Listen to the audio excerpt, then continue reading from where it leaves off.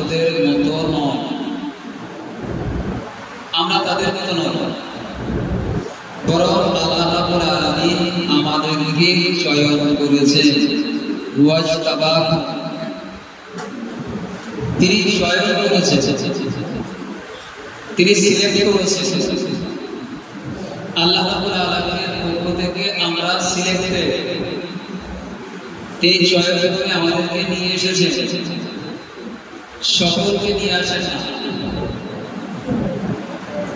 মুসলিম সমাজের যত ছাত্র বয়সের ছেলেমেয়েরা আছে তাদের 100-এর মধ্যে 2জন মাদ্রাসাতে আসার সুযোগ পায়, আসে। এই 100-এর মধ্যে 2জনকে আল্লাহ রাব্বুল আলামিন চয়ন করেছেন, চয়ন করে মাদ্রাসায় নিয়ে এসেছে। আমি নিজে আসতে পারিনি, এই একটি কথা যদি মাথায় থাকে